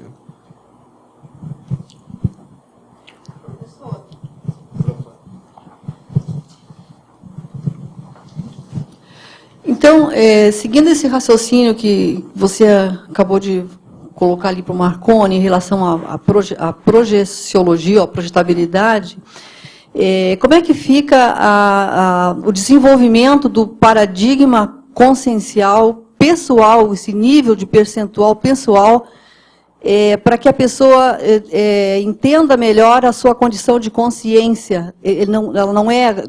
Inclusive, aqui na página 86, tem a projeciologia como que é uma das ciências que tem essa relação mais estreita, né, com a conscienciologia. Como é que a gente vê isso? A gente vê o seguinte, você tem que notar que aqui, na vida humana, nós damos muito valor para as coisas do todo dia. Por quê? Todo dia você tem que ter pelo menos 3 refeições. Todo dia você tem que cuidar do seu corpo, o tempo todo. Uma das coisas que a gente vem aqui para fazer é cuidar do corpo. O percentual varia de pessoa para pessoa, mas quase sempre, a maior parte do tempo, a gente está preocupado com alguma coisa que diz respeito ao corpo, ou diretamente ou indiretamente. Fora o sono, que a maioria, 1/3 do período que passa aqui, ela perde, porque ela entra no estado de coma onírico. Ela não vê nada do que se passa. E não lembra de nada. Então, agora, a projeção, ela vem resgatar essa condição e mostrar para a pessoa que não é só a matéria. Então, a projeciologia, ela acaba com a guerra séria da matéria. A pessoa, então, vai ver que ela vai continuar vivendo, que ela tem outro veículo de manifestação, que a morte não é o fim. Então, ela começa a querer ter mais lucidez nas aplicações das energias e do tempo dela. É aí, então, que veio a Conscienciologia. O que é a Conscienciologia? Nada mais, nada menos do que os efeitos, as decorrências, as derivações, as consequências das pessoas que saem fora do corpo. Ela sai fora do corpo, ela vai ver isso tudo que nós estamos falando da Conscienciologia, que é a volta para a procedência, de onde ela veio. Então, isso explica tudo da filosofia, isso explica tudo das religiões, isso explica tudo da ciência materialista que está aí. E mais alguma coisa lá na frente. Agora, a projeciologia é a chave para abrir a porta principal e acabar com a seriedade da matéria. Que aqui todo mundo coloca a matéria na frente, né? Pelo menos 90% da humanidade. A matéria está na frente. Para isso tem guerra, tem a política, o partido, a briga, a concorrência, a competição. Tudo existe por causa disso, matéria. Agora, se uma pessoa, então, começa a analisar que ela é uma consciência, que ela está aqui temporariamente, que isso aqui é um processo propedêutico, terapêutico, e antes mais nada, é parapedagógico. Então, é um processo de docência. Ou você é aluno ou você é professora. Você tem que escolher. Ou você é enfermeira ou você é doente. Então, como é que fica? A gente muda essa condição. Começa a dar valor para o essencial. E outra coisa, a gente vai arrepender menos com isso, que vai acertar mais. De modo que vai ter menos arrependimento, menos frustração, menos melexa, a melancolia extrafísica. E o caminho aí, básico, na prática mesmo, do princípio da descrença, antes de mais nada, é projeção. Então, dentro... Tá funcionando. Dentro do quadro das especialidades da Conscienciologia, a projeciologia é a mais preponderante para aumentar... Não é bem. Para quem está começando, que não entende nada, a gente tem que mostrar a projeciologia. Agora, por exemplo, aquela pessoa que já alcançou um determinado nível, que já admite o processo de parapsiquismo, tudo isso, a coisa mais séria é a prioridade da evolução cosmoética. São essas 3 coisas, prioridade, evolução e cosmoética. Se você atinge isso, acabou, a coisa muda. É o que eu tenho tentado levar vocês todos, pelo menos, a ponderar sobre essa realidade. Prioridade evolutiva cosmoética, que é aproveitar o tempo que nós estamos aqui. Esse tempo é precioso, esse tempo não pode ser desperdiçado, esse tempo não pode ser também trocado por qualquer outra moeda. É uma moeda que vale mais do que os outros. Tempo aí, no caso, significa oportunidade, chance, companhias, evolução, proex. Tudo está aí dentro. De modo que eu não vejo jeito. Então, pensa bem. Eu apresentei, em primeiro lugar, nessa vida, a projeciologia, para sentar as bases da história. Porque, senão, eu não teria arranjado ninguém para acompanhar as minhas ilações e pesquisas, etc. Foi a projeciologia que chamou atenção para isso. Por quê? Ela é o fenômeno mais transcendente do ponto de vista da vida humana aqui. Por exemplo, existe coisa que transcende a vida humana que é superior à projeção. Por exemplo, o fenômeno da cosmoconsciência é muito maior do que isso. Seria uma projeção até bem avançada, mas já não é só projeção, é a cosmoconsciência. Mas não é a cosmoconsciência que a pessoa pensa que está com o corpo mental, etc. Não é pensar, é imaginar, não é nada disso, é a vivência disso. Agora, uma das coisas mais sérias, Janete, que tem nisso tudo é o seguinte: uma pessoa que tem essas experiências, não tem jeito dela fingir. São experiências não fingíveis. Não é fungíveis, não, fingíveis. Quer dizer, é impossível a pessoa fingir uma projeção de cosmoconsciência, por exemplo. Não adianta. Por quê? Ela tem que mostrar que ela teve a cosmoconsciência pelos fatos, pelo jeito dela ser, a conduta que ela tem, o posicionamento intelectual, emocional, social, entendeu? Grupal que ela tem. Senão, não é. Não adianta. Então, a coisa muito séria é o seguinte: quando a consciência humana começa a ter experiências mais avançadas, mais evoluídas, ela começa a ser consciência aqui. Por isso que é que depois da vida, sempre consciência, depois teleguiada, evoluciona. Por quê? Ela começa a ser séria, ela começa a ser equilibrada, ela não quer perder tempo com desequilíbrio, doença, as coisas todas. Se ela vai perder tempo, é do outro, mas não dela. Ela não quer perder mais tempo com doença, com desequilíbrio, com emocionalismo de bicho, animal, subhumano. Ela não quer perder tempo com isso. Ela vai ajudar os outros a sair disso. Mas ela não perde tempo com isso. Ela supera. Então, essa que é a diferença.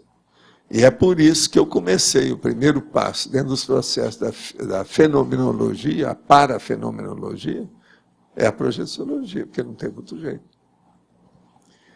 E você vai ver que na história muita gente falou nisso, mas ninguém levou por esse prisma que eu ataquei aí, não. Eu sou o primeiro a fazer isso. Agora, é duro, é aquilo que eu escrevo aí, já escrevi tanto, já falei um tanto isso, já dei tanta palestra, tanto curso, tanto debate, etc.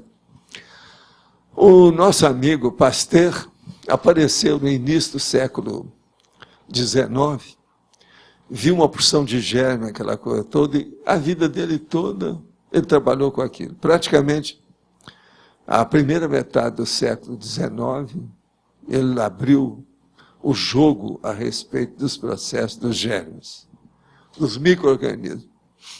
Até hoje, tem gente que não admite nada disso. Faz 150 anos, tem gente que não admite os germes. Você vê pela sujeira, as bobagens todas que a pessoa tem, os vícios, os maus hábitos. Esses vícios, por exemplo, cigarro. A pessoa não raciocina. Se ela tivesse estudado um pouco de pasteurização, ela jamais ia pôr um cigarro na boca. Outra coisa, ela não pensa nisso que eu faço. Ó, a opção de bactéria foi embora. Agora veja, se o Pasteur, há 150 anos, tentou tudo, ninguém, ainda tem um monte de gente que não admite, a projeção consciente se fala nisso desde a antiguidade. Na época do Platão, já falava no negócio. Isso tem mais de 2 milênios. Pasteur, no máximo, você falar, são 200 anos. Agora, o que eu estou falando aqui é de mais de 2 milênios. Então, nós vamos querer que o povo vai entender isso. Professor, mas praticamente todo mundo sai do corpo e tem uma... Todo mundo sai, principalmente na questão da descoincidência, toda noite. Sim, mas tem um nível, nem que seja pequeno de... Tem, mas as interpretações são erradas. Há muita arte, ciência, emoção. Pensa só nisso. Emoção, religião, arte. Só nessas 3 coisas. Todo mundo embanando no meio de campo, mistura tudo, não tem lógica, perde a racionalidade. Vira o bicho de novo. A arte é emoção, é o subcérebro abdominal, é o umbilico chakra. Então, é um processo vegetativo. Nenhum artista é um bom autocrítico da própria obra. Ele não faz uma boa crítica, todo mundo sabe disso. Ele não tem noção do que ele está fazendo. Por quê? Tudo é um processo de imaginação, não há ponderação, não há lógica. Você vai falar, não, mas a lógica do fulano, ele fez esse quadro, essa pintura, tudo com lógica. Olha a cor, o que ele usou? Ele usou a técnica, a ciência para fazer isso. Isso tudo é besteira. Agora, ele faz lá, você vai ver o quê? Você tem que interpretar o que ele fez. A cabeça dele pensou daquele jeito, a sua vai ser muito difícil. Olha o caso da pintura lá do cara que eu estava projetando para ele, eu era rapazinho, e tinha aparecido o epidiascópio do Brasil, e a gente tinha. E eu fui lá com o epidiascópio para mostrar. E fazer, e ele falando sobre a arte moderna, da pintura, principalmente dos franceses. Degas, também o Modigliani e outros mais. Agora, lá pelas tantas, a hora que acaba, que eu mostrei todos os quadros lá, através do epidiascópio, que é aquele aparelho de mostrar a figura e projetar, antigo. Isso é na década de 50, 60. Agora, aí lá o nosso amigo, que era um sacerdote, um grande professor de psicologia, dos padres dominicanos, eu vi para ele e falei assim, professor, eu sou obrigado a falar uma coisa para o senhor, que o senhor já me deu aí para projetar, e o senhor marcou aqui o que é que o quadro deve estar em pé e o que está errado. Agora, eu quero dizer que o senhor está analisando esse quadro de cabeça para baixo. Ele falou assim, meu filho, não é possível. Eu já falei nisso aí em vários países. Nunca ninguém fez essa observação. Eu falei assim, está aqui o quadro. Veja, esse quadro não é assim. E eu sei porque eu vi esse quadro no livro tal do fulano, assim, assim. Ele falou assim, não, eu vou estudar isso. No outro dia ele foi atrás de mim. Rapaz, você está certo. Como é que eu fui errar uma coisa dessa? Aí eu falei assim, porque o senhor não tem parapsiquismo para ter uma visão de conjunto além do processo da pintura. Foi esse cara que começou o negócio, que depois eu tive que fazer sessão espírita com os padres dominicanos, todos eles, até que ele deixou até a batina depois disso. Tudo começou por causa desse negócio. Agora, foi uma observação minha que não tinha jeito de fugir, porque ele me deu aquela série de ilustrações, gravuras, etc., sabe? Pinturas, cópias, etc. Eu tinha que colocar no epidiascópio por lá, e aquilo tinha que ser certinho para aparecer em pé lá, do jeito que ele falou. Agora, eu, como tinha visto aquilo, não tinha saída para ele. Foi um erro mesmo. Então, eu falei com ele, você está vendo? Esse negócio de pintura moderna é relativo, né, o Père? O nome dele, ele chamava ele de Père. Sabe que é o pai, né? É francês. Era o Père, tal, um nome enorme, francês, Jean, não sei o quê, tal. De modo que isso é arte. Arte. É por isso que o povo fala, não, ele é um artista. Não, ele é um craque, ele é um artista. Às vezes isso tudo é na conversa. Né? Agora aqui a pergunta. Ao ouvir você comentar da dificuldade de entender como o serenão se mantém anônimo, ainda mais na atualidade, com internet e outras coisas, fiquei com a seguinte dúvida. Na teoria dos serenões, o anonimato é inclusive de registro de cidadania na sociedade formal? Ou vale só da condição do grau evolutivo? Olha, o negócio é perguntar para o serenão. Para mim, ele tem registro igual as pessoas, ele tem o RG, ele votou na eleição, agora. Uma das coisas que a gente podia perguntar para ele é assim, quem que o senhor votou? Com relação ao tamanho do soma, conforme foi comentado, existem padrões holobiográficos mais comuns, além da própria genética, que fazem com que a pessoa tenha um soma maior ou menor. Por exemplo, várias pessoas com soma de grande estatura acabam caminhando para certas modalidades de esporte que envolvem força. Nesse caso, parece que teria relação com o belicismo do passado. Como poderia pesquisar o meu caso pessoal no contexto da somatologia? Olha, é bom sempre pensar. Se você tem um corpo grande e nunca pensou em dar soco em ninguém, você está ótimo. Mostra que você já deixou o belicismo. Agora, tem que lembrar que muita gente do passado, né, eles tinham corpo grandão, acabaram sendo líderes de guerra e etc. Tal. Pois é, tem um monte deles assim, né? A história mesmo mostra. Aquelas pessoas tinham a cara de mais de 2 metros, aquele negócio todo. Já teve gente com 2,63 metros, que eles achavam que era. O cara chegava, então, ele era visto no meio de todo mundo. Agora, se ele tinha uma cabeça curta, então o negócio era só na base do bíceps, só na base, não tinha neurônio. Tinha só célula dentro do músculo. Então é um negócio sério. Agora, então, o problema de tamanho, de expressão, de volume, isso influi sim. Agora, o ideal é o seguinte, é uma pessoa igual a você, que é um cara alto, fortão, e que cuida da mental somatologia. Isso é o máximo. Parabéns. Eu conheço a pessoa que está falando aí. O senhor poderia falar sobre os fatores de personalidade que o ajudaram no processo da construção da conscienciologia, tal como ela, não é essa moela aqui, não. Essa moela eu não admito. Tal é o negócio da forma, está aí o negócio. Existe atualmente? Como os fatos e parafatos mais relevantes podem ser relacionados na realização desse mega empreendimento assistencial? O caso todo é o seguinte, estudo aí, eu estudei antes de vir para cá. E procurei lembrar de tudo que a gente decidiu antes de eu aparecer por aqui. E estou procurando colocar isso em funcionamento. Algumas coisas eu consegui, outras ainda faltam. Mas a gente faz o que pode. De modo que esse trabalho nunca vai ficar realizado. Agora vai depender de vocês. Aqueles que se interessarem pelo assunto, igual você, por exemplo, e os outros que estão por aqui. E os teletertulianos daqui, e de onde for que aparecer. De modo que o problema todo é levar a coisa para o objetivo, o megafoco, ficar no megafoco o tempo todo e trabalhar na programação existencial. Se você decidiu, você identificou, sabe o que é que você quer, o problema é devagar e sempre, o tempo todo, perseverante. Pode-se considerar que a base para a utilização do parapsiquismo está na concentração mental? Até um certo ponto, mas não é bem assim não. Seria bom você colocar antes da concentração mental o quê? O que você acha? Vontade. Vontade é uma, mas tem uma coisa mais séria. O que é? Intenção. Discernimento. Vocês não acham que seria o discernimento? O que adianta você ter uma vontade enorme, lógico, se você não sabe distinguir o que presta daquilo que não presta? Então, o parapsiquismo, antes de tudo, é isso.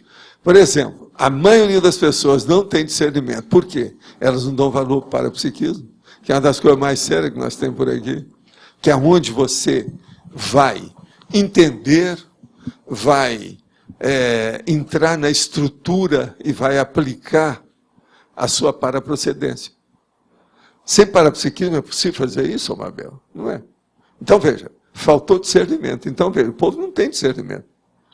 Se tivesse o discernimento evolutivo, então é isso que eu chamo de inteligência evolutiva. Aí é isso, inteligência evolutiva. É a coisa mais séria que nós precisamos aqui. Essa é a modalidade mais séria de todas as inteligências evolutivas. Uma pessoa pode ter tido projeção de cosmoconsciência e se esquecer disso? Não, ela não teve projeção de cosmoconsciência. Ela teve isso aí inesquecível. E outra coisa, muda a vida da pessoa. O resto é conversa fiada. Ela pode ter tido um sonho, um pesadelo, uma fantasia, uma elucubração, alguma coisa nesse sentido, mas não cosmoconsciência. O serenão, quando ressomado, se mantém anônimo, até do ponto de vista extrafísico? Não. A maioria do ponto de vista físico, não, porque ele tem contato com o colégio invisível dos serenões, que a gente não sabe o que eles fazem e aonde vão. E isso aí é muito sério. Tem muita gente atrás, né, se examinando para ver como é que funciona. Alguém aí está com o microfone? Por favor, pode falar. Aqui na página 88, tem os blocos.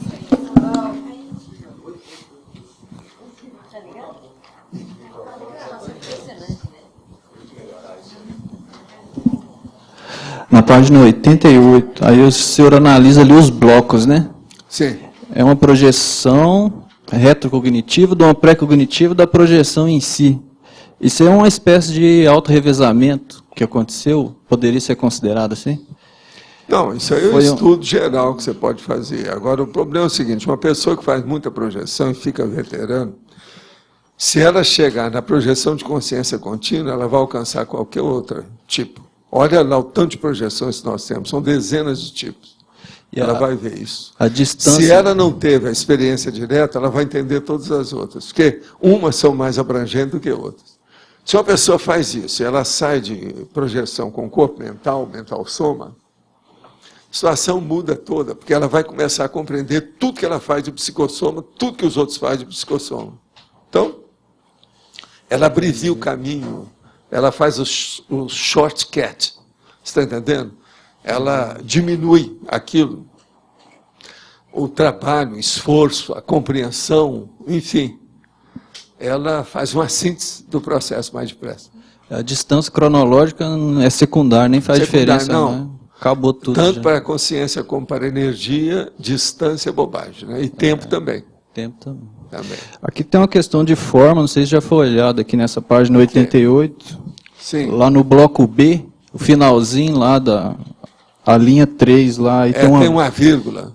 É isso? Isso. E lá na página 89, aí eu não sei se é uma correção ou se é uma palavra que eu não conheço. No item direções, na página 89. Sim. Aí está em para qualquer direção na qual acestarmos, né, é uma palavra ou é uma coisa que eu desconheço ou está errado mesmo? Tá. O senhor viu aí? Agora eu vou chamar o nosso homem lá do dicionário para falar. Ô, Java, explica aí, Java. Essa ele não acertou. A primeira ela acertou. Mas fala aí, ô Java.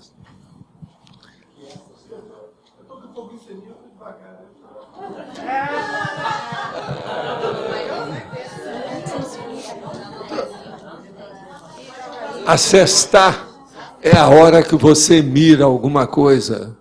Você está entendendo? Isso é que é acestar. Tem até um mnemônico de de significação. Você lembra de cesta do basquete, tem gente acestar, que junta mirar. assentar com assestar. Porque na hora que você vai assestar alguma coisa, você assenta alguma coisa também. Uhum.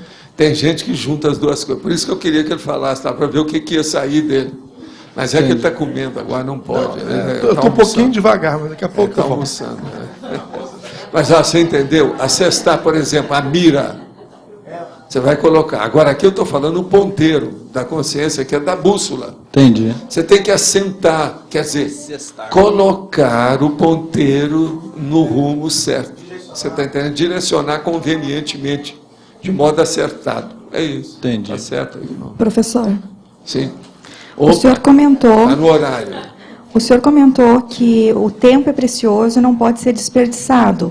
E aí o senhor fez uma analogia de tempo com oportunidade, companhias e proexes. Até onde vai o compromisso da interassistência com relação às companhias e aonde que começa um apego emocional e a questão da própria interprisão em si? Toda vez que a pessoa puxa a brasa para o egoísmo dela, para o ego dela, ela erra. Nessa questão emocional, é isso. Por exemplo, eu já falei aqui, vou repetir agora, porque é bom, está bem dentro do contexto. Nós podíamos, por exemplo, dividir as duplas evolutivas em dois tipos. Uma dupla interativa do mesmo nível. Então, há uma reciprocidade de assistencialidade, tá certo? Por quê? São dois capitães, uma capitã e um capitão que acabaram de se juntar. Agora, existe uma outra que é diferente. Tem uma pessoa que tem mais evolução do que a outra. Então, seria o marechal junto com a soldada. Você entendeu aí a diferença? Então, agora veja. Numa condição dessa, onde a pessoa tem uma lucidez maior do que a outra, ele está fazendo uma dupla evolutiva assistencial. A outra é uma dupla evolutiva comum, de evolução mútua, recíproca, de reciprocidade natural. Agora, na outra, é lógico que entra o marechal e a soldada, ou a recruta, o marechal vai ter mais coisa para ceder do que a recruta. Você pode misturar isso ou fazer o contrário. É uma generala e um soldado raso. Você está entendendo? Então é a mesma coisa. Então vamos entender essa condição da dupla. Isso aí eu não coloquei lá no manual da TENEPS, não, para não chocar o povo, né? Porque lá é só manual. Entende? O manual da TENEPS, o manual da dupla, o manual da PROEX, eu não coloquei nada disso. Nenhum deles. Agora você veja, isso é lógico? É baseado nos fatos? O que é que a soldada, ou o que é que o soldado pode dar para a generala? É muito pouco em matéria de processo de conhecimento. Eu estou falando aí a generala evolutiva e a soldada evolutiva. Você entendeu? Porque o processo é de dupla evolutiva, não é? O problema é de evolução. Agora, se é uma evolução muito dispar, uma diferença bem grande, óbvia, que não dá para comparar, nem a própria pessoa. O soldado, por exemplo, não vai se comparar com a generala. Nunca. Ele reconhece. Ele já julgou a toalha há muito tempo. Então, num caso nesse, é um processo totalmente assistencial. Já não há mais o problema de bicho, de emoção, de nada disso. Então, pensa bem como é que é. Agora, voltando agora e vendo um outro aspecto da questão. Toda pessoa que faz muita questão da dupla evolutiva, do duplista ser isso, ou da duplista ser isso, aquilo, e que exige milhões, isso e aquilo, não tem assistência nenhuma ainda, está querendo muito. Então, aí está na base do 50-50. 50% por um lado, 50% por outro, e olha lá. Agora, o ideal, é como eu já vi que já aconteceu nessa vida com algumas pessoas que eu já conheci. É quando um começa a se salientar, vai na frente, está com vários corpos na corrida evolutiva e começa a ajudar a pessoa que fica para trás. Aí é bacana. Já numa vida só já fez isso. Então, ele passou daquela condição simplesmente evolutiva, banal, medíocre, natural, para uma condição evolutiva mais ampla. Tudo muda de figura. Isso faz sentido para você? Então, a condição toda é essa. O processo emocional todo é por aí. A gente tem que superar nesse nível. Sim. Com passageiro. Professor Valdo, qual seria uma utilidade da autoscopia externa? Ela envolve ectoplasmia? Ela teria alguma coisa assim mais séria? Não, é fenômeno igual às outras coisas, né? Não tem uma significação... Não, você vê a coisa. Agora, a autoscopia externa também, ela pode ser de uma pessoa de fora vendo lá dentro da outra. Sempre ajuda, né? Uhum. Que é o processo parapsíquico, sempre ajuda o processo mas no caso da própria evolutivo. No caso da própria pessoa, ver ela mesmo... Não, às vezes ajuda muito. E o alto-abraço? Ele ajuda. O alto-abraço. Você sai do corpo, dá um abraço no seu corpo. Isso mostra que você tem outro corpo, isso aí... Nunca mais você vai debater sobre o processo de morte. Você já vai se preparar, porque sabe que não vai morrer. A situação muda. Acabou a tanatofobia. E envolve a ectoplasmia para esse processo acontecer? Ou... Às vezes tem.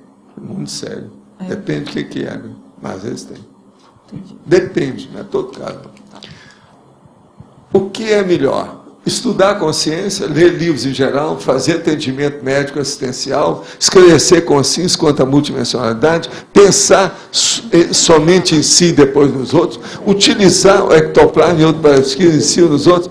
Ele está perguntando o que é melhor. Melhor é o número 1, o número 2, o número 3, o número 4, o número 5 não, o número 6. Corta o 5 e fica com o resto. Tá certo? Vocês querem que eu leia tudo? O que é que eu estou falando que deve? O 5 é pensar somente em si, depois nos outros.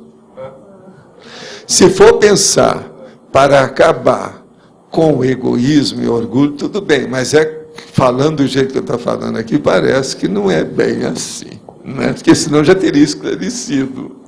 De modo que corta os 5 e faz o resto. Então você tem 5 coisas para fazer na sua vida, muito sério. Tá? Uma música dos Titãs que é tudo ao mesmo tempo agora.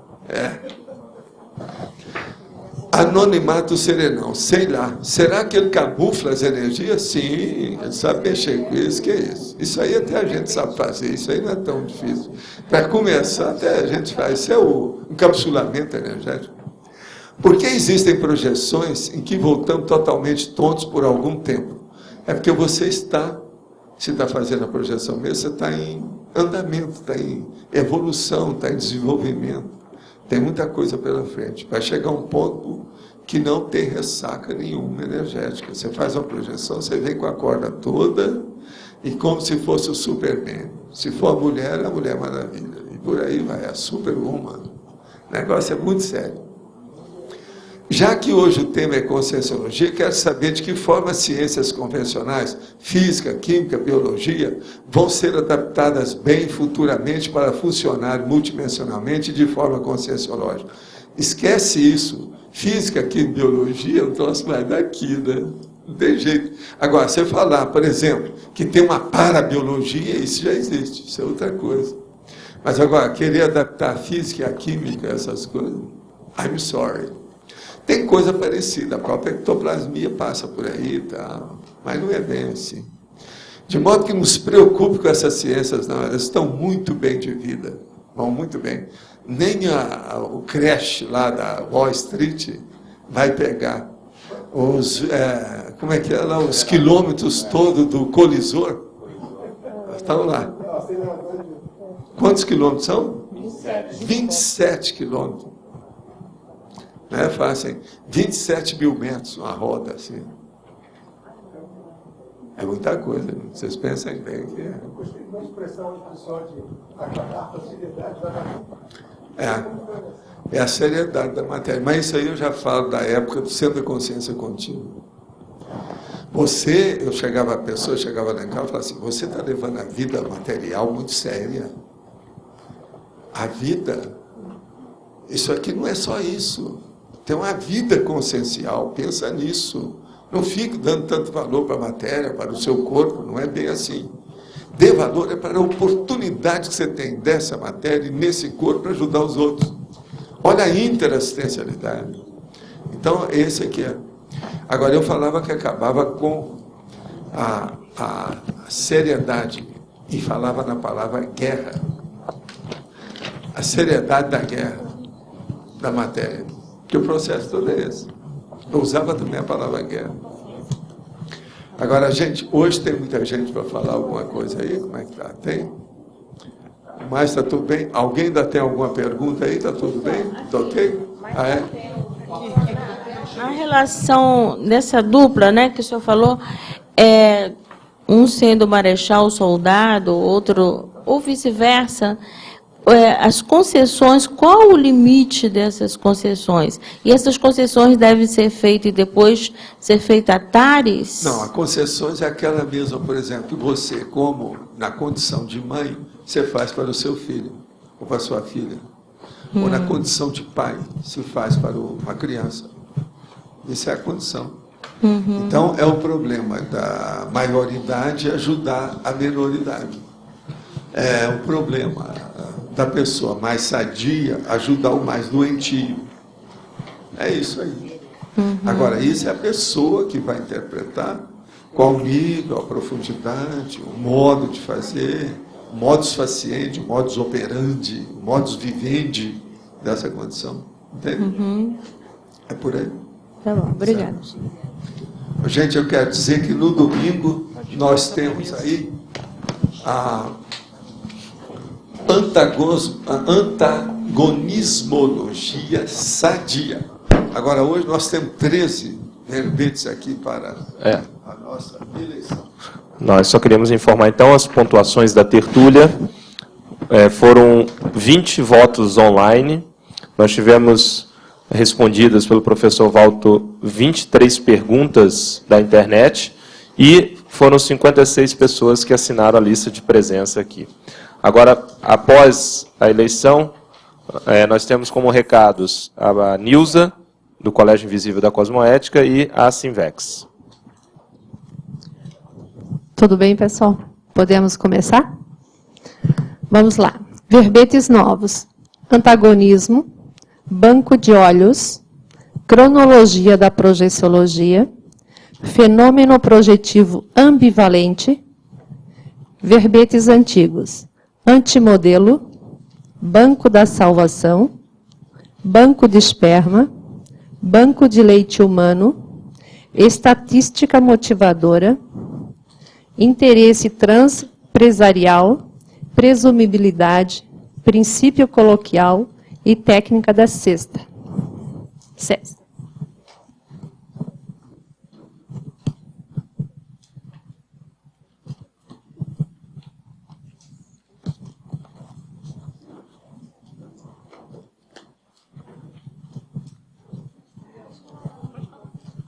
Alô. Eu gostaria de fazer um convite aqui a todos, inclusive aos telestertulianos, né? É a imersão do Colégio Invisível da Cosmoética, a 11ª imersão, nos dias 23 e 26 de outubro. Não tem pré-requisito. E a temática é convivência cosmoética. Temos várias atividades, apresentação de 5 pesquisas, conferencistas convidados, mesa redonda dos inversores que estarão falando sobre a sua convivência cosmoética no campus lá da Invexologia. Também dinâmicas da autoconvivialidade, dinâmicas parapsíquicas, cine-debates, debates públicos, laboratórios também. O preço é R$ 150 e a gente está dividindo até 3 vezes, se a pessoa quiser, né? Os laboratórios também são separados e é um evento assim é muito bom. A gente vê assim que está reunido vários pesquisadores assim de alto nível aí no colégio. O convite está para todos. Bom, gente, queria falar sobre os eventos de outubro da Sinvex. Então, nesse sábado, a gente tem a Visita à Natureza, de 8h30 às 11h30 da manhã, no campus de Invexologia, uma parceria com o CAEC. Está R$ 20 e o encontro é lá no campus. Se alguém tiver dificuldade, pode encontrar com o Roberto aqui no CAEC às 8 horas. Tá? E a inscrição pode ser feita na Sinvex. O segundo evento é o Cine Invex, que a gente vai ter na parte da noite, às 19h30. Então, a gente está mudando o horário, que vai ter um evento da Unicim. O filme é Juventude. Eu queria pedir para a professora Kátia falar um pouquinho do filme, porque... Esse filme Juventude é um filme do Ingmar Bergman, que é aquele grande cineasta sueco, e é um filme que ele tem um teor artístico em termos de cinematografia, que é uma verdadeira bela obra de arte. Então, vale a pena qualquer pessoa de qualquer idade assistir, porque além do conteúdo, que é bastante profundo e às vezes sutil em termos da análise do que a pessoa vivencia durante a juventude, tem também essa parte técnica de cinematografia que é bastante interessante. Então, para quem já passou da juventude, vale a pena ver o filme como uma técnica retrocognitiva da juventude dessa vida e para a pessoa até fazer uma análise do que ela já caminhou depois dessa temporada. E para quem está nessa faixa etária, vai ajudar demais a esclarecer e fazer a profilaxia de certos pecadilhos mentais. Obrigada. Então, gente, a entrada é gratuita. A gente convida a todos para estarem lá para a gente debater em conjunto, então, sobre o que vai ser apresentado. E o terceiro evento é na semana que vem, 18 e 19 de outubro, que é o curso Teoria e Prática da Inversão Existencial, que é o curso introdutório da Sinvex, para a gente dar um panorama sobre a ciência e vexologia. Então, estão todos convidados também. Ele é sábado e domingo, tá? Obrigada. O pessoal ganhou o verbete Cronologia da Projeciologia com 13 votos. Obrigado e boa tarde.